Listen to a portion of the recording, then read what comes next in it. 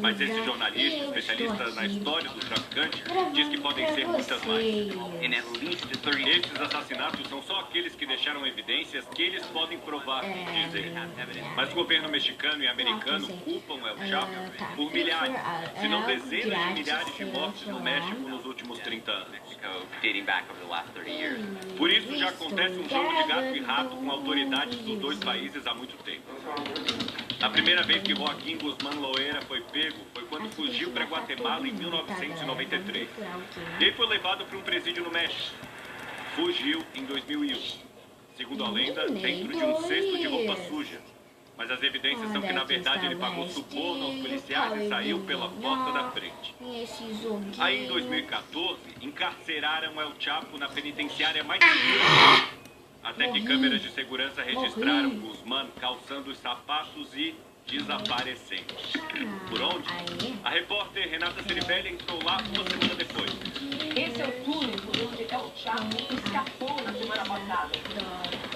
El Chapo foi recapturado, acabou extraditado para os Estados Unidos e foi posto na penitenciária mais segura de Nova York. As celas são de 5 por 2,5, sem janelas. E todos os cantos são constantemente monitorados por câmeras de segurança. Uma correção, antes eu quis dizer que El Chapo é o traficante mais perigoso desde Pablo Escobar.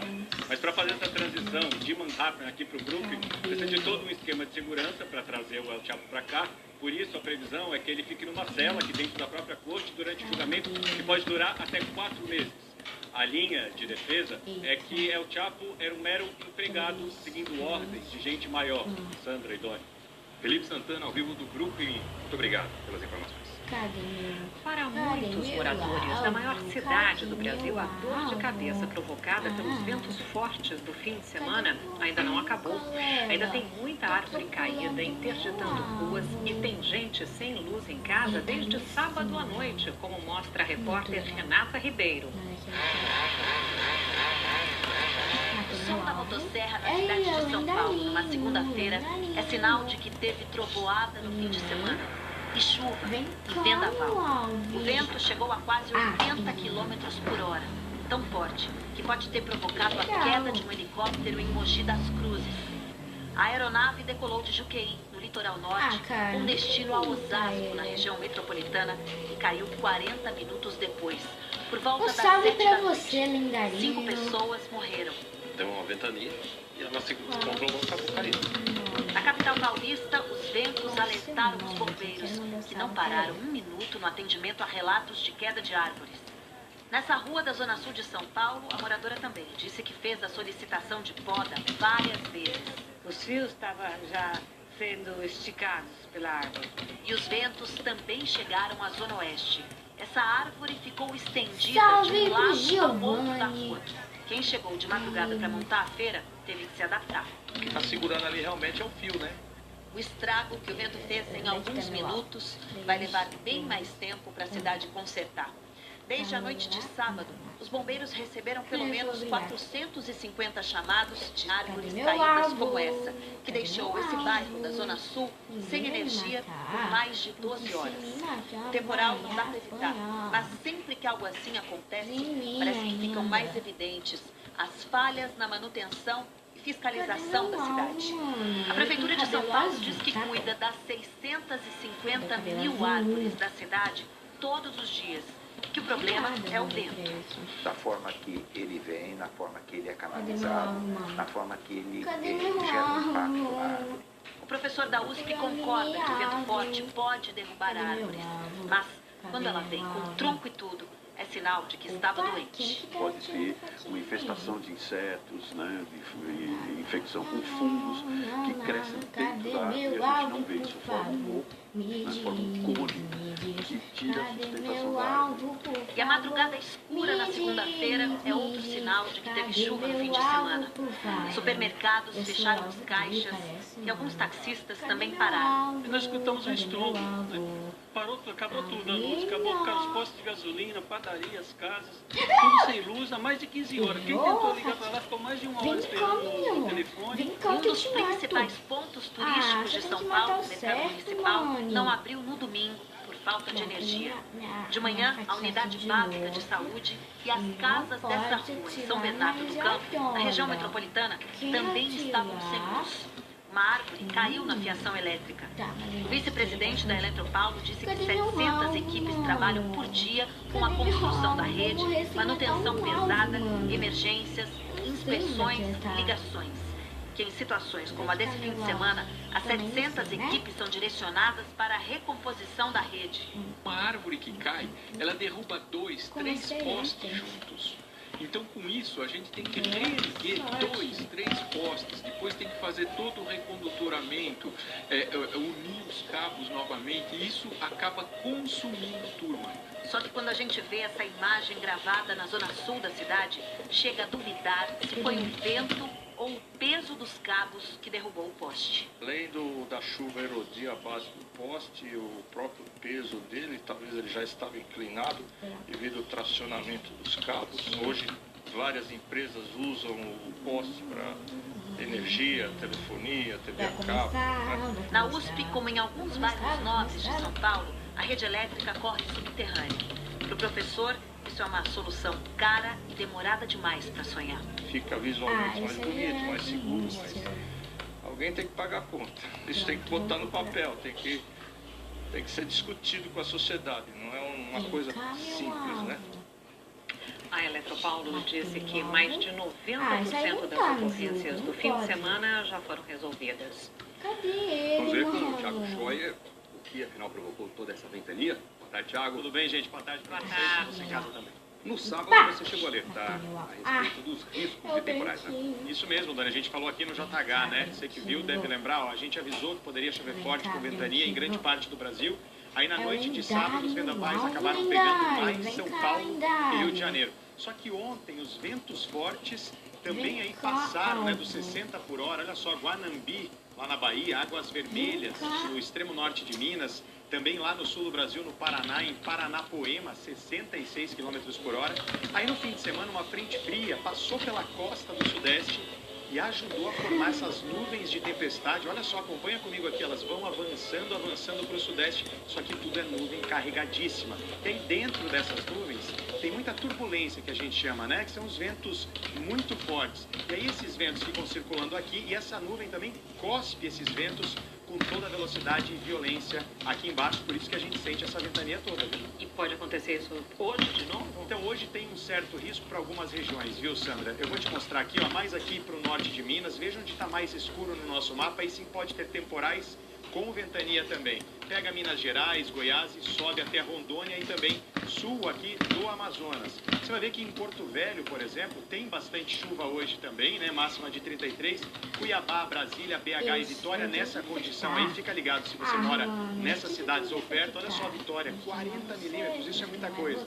Agora em João Pessoa, São Luís e Porto Alegre é outra situação. Sol bombando nessa tarde. Em São Paulo, aquele dia mais na preguiça, vai ficar mais encoberto. No Rio de Janeiro, a chuva prometida é fraca e 25 graus. E amanhã, Scheuer? Amanhã, então, os temporais vão continuar, né? Do centro-oeste, parte também até do norte do Brasil. Veja, pega o noroeste aqui de Minas Gerais, sobe aqui por Tocantins, vai até também o Acre. Veja só, temporais, esses temporais aí podem vir, então, com o que a gente chama de pacote completo, né? Pode ser também com raios e ventania, tudo isso pode se repetir. É bom a gente ficar ligado, primavera é isso mesmo, estação de transição, a gente tem momentos assim também com muita chuva. Ok, então, muito obrigada. Até. Tchau, valeu, até amanhã. Começam daqui a pouco os primeiros interrogatórios no processo em que o ex-presidente Lula é réu, no caso envolvendo o sítio de Atibaia, no interior de São Paulo. Os depoimentos estão ou serão conduzidos pela juíza Gabriela Hart, substituta de Sérgio Moro. A repórter Ana Zimmermann tem mais informações. Boa tarde, Ana. Oi, Doni, boa tarde. Essa é uma das últimas fases do processo. A audiência está confirmada para daqui a pouquinho, às 2 horas, quando vão ser ouvidos os primeiros 2 réus. Quem confirmou foi a juíza substituta Gabriela Hart. Ela comanda a audiência, já que o juiz Sérgio Moro deixou os trabalhos depois que aceitou o cargo de ministro da Justiça e da Segurança. Gabriela Hart chegou de férias nesse fim de semana. E hoje, quem sai de férias é Sérgio Moro, para depois, em janeiro, antes da posse, pedir exoneração do cargo. A juíza trabalha com Sérgio Moro desde 2014. já o substituiu em algumas audiências, ouviu testemunhas, deu decisões, mas será a primeira vez que vai interrogar réus da Lava Jato. Lembrando que ela deve cuidar das ações de Moro até que o Tribunal Federal da 4ª Região escolha um juiz titular para a vaga. E hoje a juíza Gabriela Hart também vai decidir se antecipa o depoimento de outro réu e delator, Marcelo Odebrecht, que estava marcado para quarta-feira. É que o ex-presidente da Odebrecht pediu para ser ouvido hoje, porque ele precisou vir até Curitiba para resolver problemas que ele teve na tornozeleira eletrônica. E o interrogatório de outro réu, ex-presidente Lula, está marcado para a semana que vem, dia 14. Nós preparamos uma reportagem para relembrar desse caso do sítio de Atibaia. São 13 réus na ação, incluindo o ex-presidente Lula, acusado de corrupção e lavagem de dinheiro. O Ministério Público Federal afirma que ele recebeu propina por meio de reformas e decoração do sítio em Atibaia. De acordo com as investigações, a maior parte das obras foi paga pela Odebrecht, R$700 mil em troca de contratos com a Petrobras. No sistema de propina da empresa foi encontrada uma planilha com este valor. O sítio está em nome de 2 empresários, mas os procuradores dizem que o local era para uso de Lula e da família. Entre as provas citam objetos pessoais encontrados no imóvel, medalhinhos com os nomes dos netos e afirmam que Lula teria ido ao sítio 270 vezes em 6 anos. Segundo o Ministério Público Federal, as obras começaram em dezembro de 2010. Quando Lula ainda era presidente da República. Durante o processo, as testemunhas de acusação e defesa já foram ouvidas pelo juiz Sérgio Moro. Hoje, 2 delatores ligados à Odebrecht serão os primeiros interrogados deste processo. Um deles é Armando Pascoal. Ele contou em delação que recebeu a ordem para fazer a reforma. Ajudar na reforma de uma casa que seria uma casa que era então o presidente Lula. Também em delação, o engenheiro Emir Costa disse que assumiu a reforma a pedido de Armando e os detalhes eram tratados com a ex-primeira-dama Marisa Letícia, que morreu no ano passado. Emir disse ainda que recebia da Odebrecht dinheiro vivo para pagar as obras. Era um dinheiro de caixa 2, né? E eu recebi efetivo e tinha autorização para gastar. Eu nunca tinha manejado na obra soma dessa natureza. Eu comprei um cofre desses que você comprei, esses caminhões que ficam em alguns lugares. Comprei um cofre especificamente, coloquei lá dentro de um armário na minha sala. Em abril, o Supremo Tribunal Federal mandou que fossem retirados da ação os trechos dos delatores da Odebrecht, porque não teriam relação com a Petrobras. Mas os ex-executivos da empresa são réus neste processo. Próxima. Galera, se esse vídeo for meio longo, me desculpem. É que eu nem tinha visto a noção do tempo. Ah, isso não é... Porque eu não tô falando agora não, tá? É depois do vídeo, eu tô editando. Isso aqui é a edição. Uma tela preta e eu falando, né? Continue vendo esse vídeo, deixe o seu like e se inscreva. Galera, o enganinho. A reportagem é de Joconda Brasil. Que é muito bom. A nomeação foi publicada no Diário Oficial de hoje. Onyx Lorenzoni vai exercer o cargo de ministro extraordinário destinado à coordenação da equipe de transição do presidente eleito Jair Bolsonaro.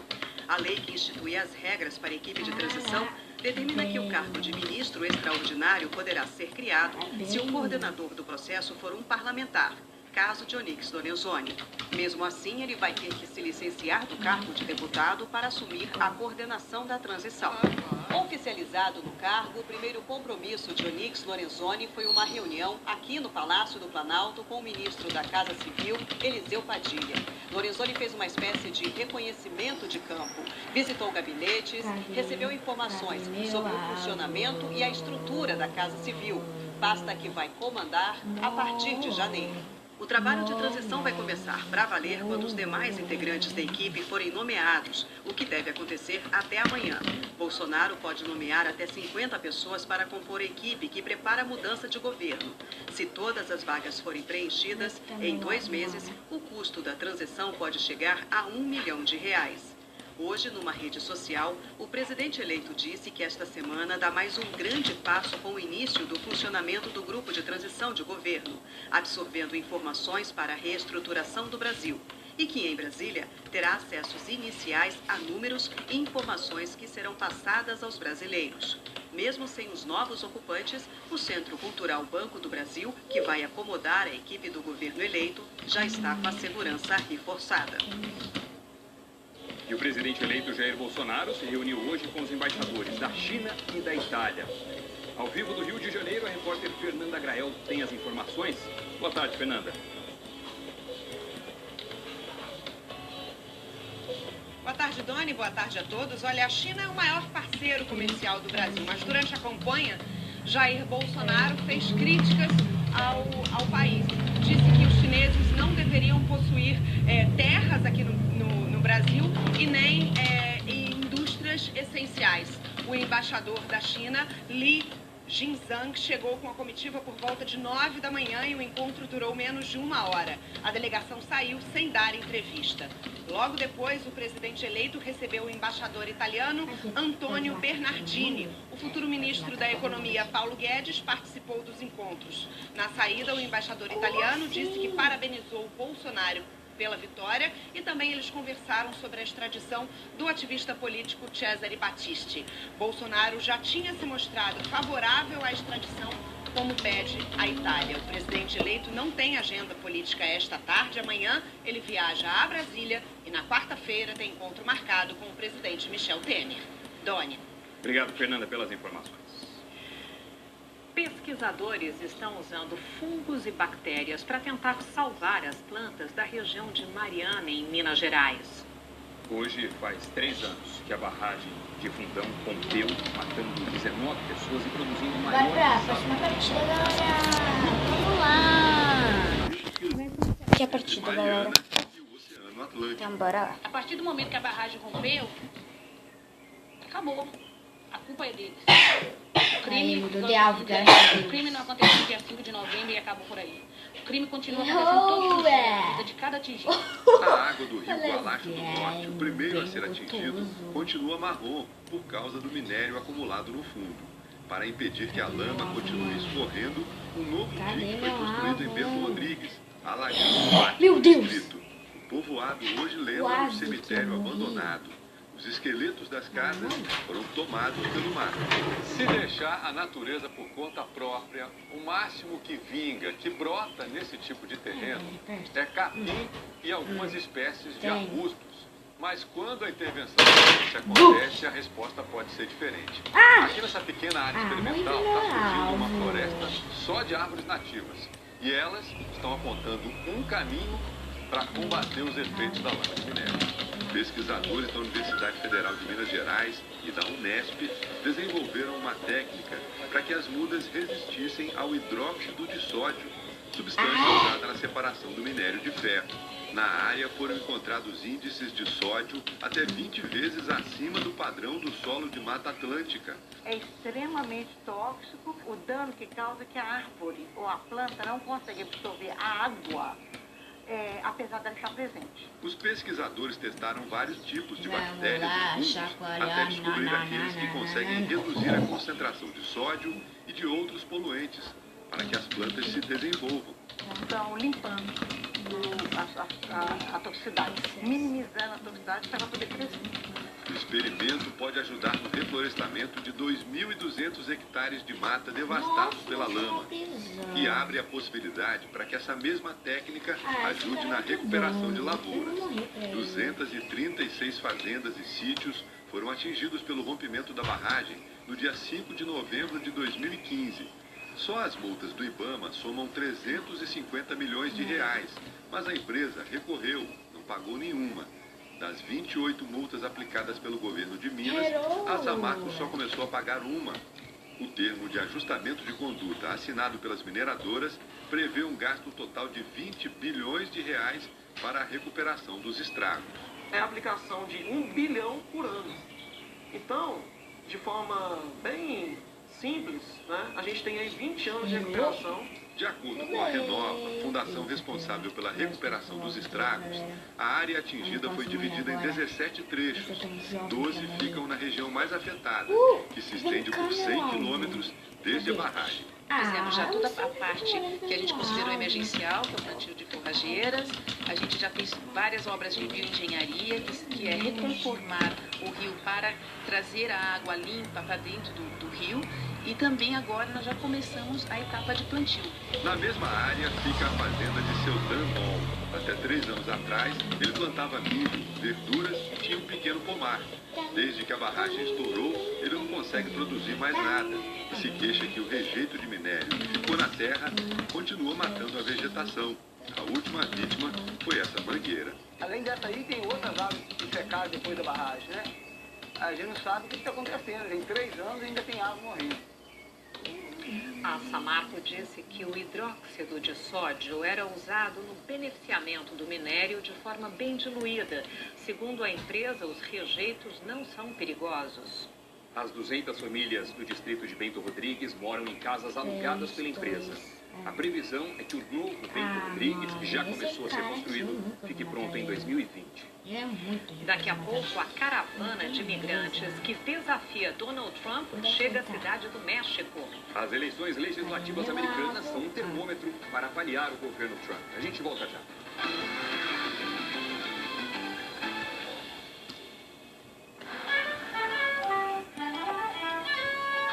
Vai nem me oferecer uma xícara? Felizmente. Deixa aqui, eu me sirvo. E aí, você não vem? Existe um café que conquistou certificações especiais e foi cuidadosamente preparado e selecionado em um ritual único. A origem desse café é seu próprio destino. Vivencie Rituais, a nova linha de cafés especiais da Três Corações. O sabor que apaixona os apaixonados por café. Eu sou o Whindersson e fico conectado o tempo todo. Eu sou o Whinderssoft e eu tenho um pré com promoção de 7 dias, mas no 8º eles cortam tudo. Não é mole não, mano.